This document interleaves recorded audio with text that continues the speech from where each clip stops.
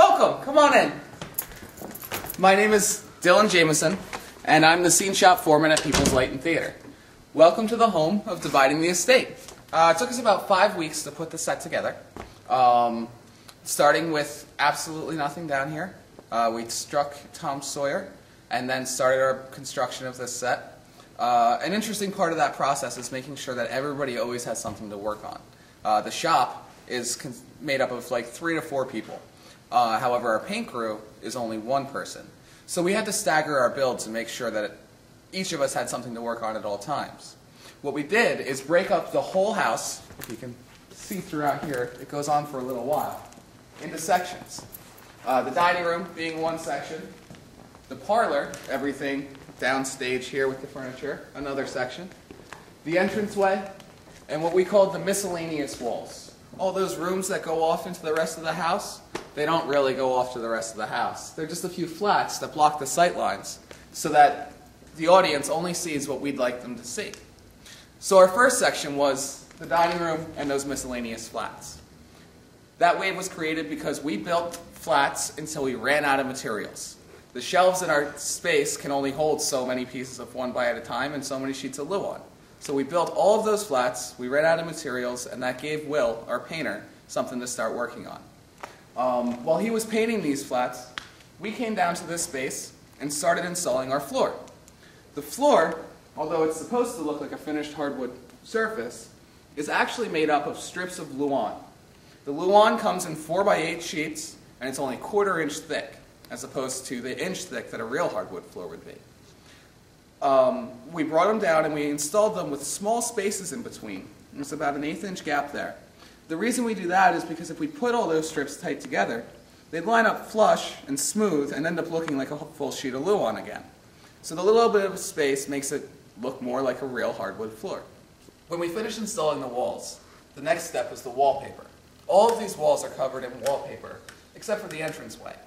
The reason why this had to be done in this order is because the molding actually covers the ends of our pieces of wallpaper. So if you pull this off from behind, the wallpaper stops right here. So we weren't able to start with our molding until the wallpaper was finished. The molding is made up of several layers. The baseboard actually has 3 layers in and of itself. This wainscoting is made up of 1, 2, 3, 4, 5 different pieces. The picture rail was nice and easy because it was only 1, but it goes all the way around at that higher height. The crown molding, however, is made up of 5 pieces as well, and every piece was custom cut to fit its wall. It's Grandma's chair.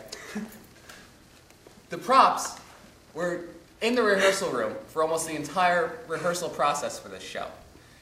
The idea is that the actors and company that are involved in this show, the family that has lived in this house, has been in this house for hundreds of years. Tradition was very strong. The actors were actually asked to bring in a personal prop from around their homes so that they can be placed throughout the set so that the actors would feel more comfortable and more at home. When we first decided to put on a production of Dividing the Estate, we recognized that it's going to be a very props-heavy show. There's a lot of furniture and a lot of pieces that make up this home. If we would have just spent our props budget on the dining room table, that would have been all of the money we had. So what we did is send out an email to our subscribers and other donors and on a mass emailing list requesting donations. A lot of response was had, but only some of the pieces were able to be used in the show.